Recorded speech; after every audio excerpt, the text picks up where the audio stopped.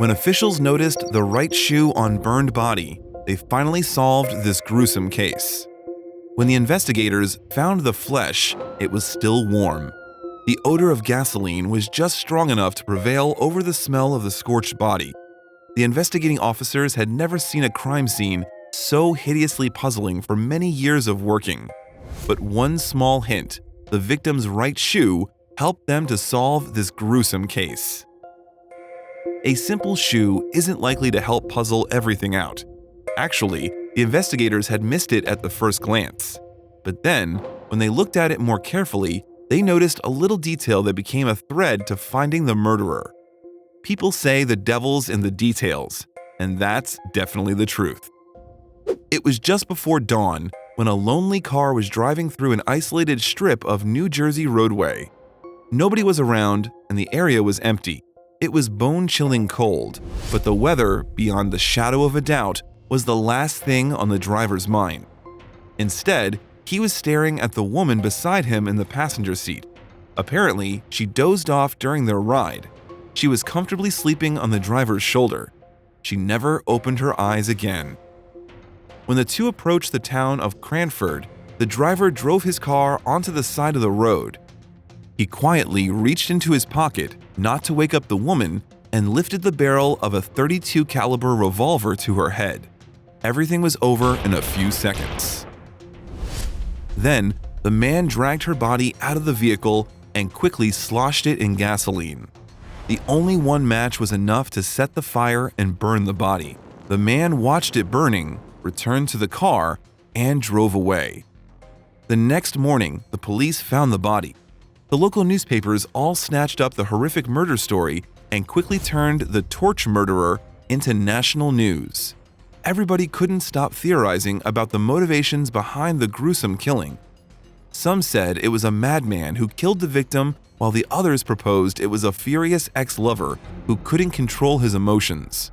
People couldn't help but spread the rumors all the time. Some even suggested it could be a member of the local mafia who had warned their enemies. This was 1929 after all. While the media outlets were focused on the possible motivation, law enforcement officials wanted to find out a more relevant bit of information: her name.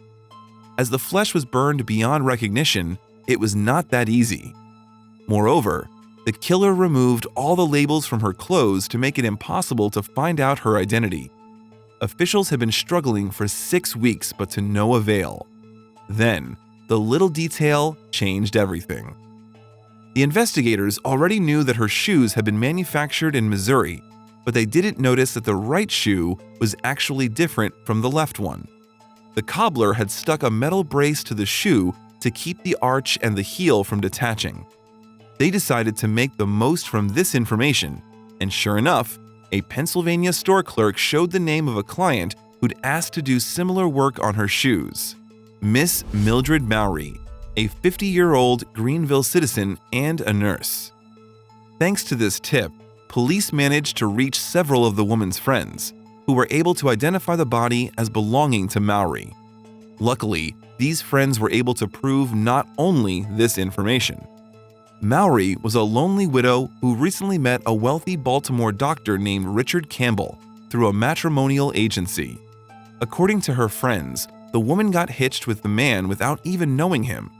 To that day, they still had yet to meet or even see a photo of him.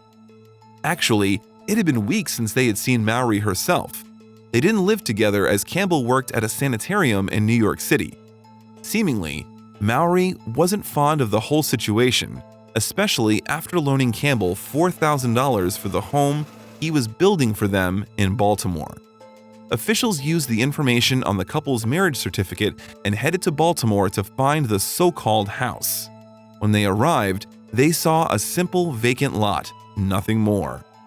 Nevertheless, the owner of the house was Henry Colin Campbell, whose New Jersey home was situated just a few miles from where Mowry's burnt flesh was found. The cops immediately drove to the Campbell home in New Jersey. However, when they arrived, they saw a small, joyful man in his 60s with his wife and 3 children. Officers had thought they had made a mistake, but fortunately, they decided to check his pockets. They had found a .32 caliber revolver, the very same caliber of gun used to commit the crime. Officers started flocking the home, and soon Campbell confessed.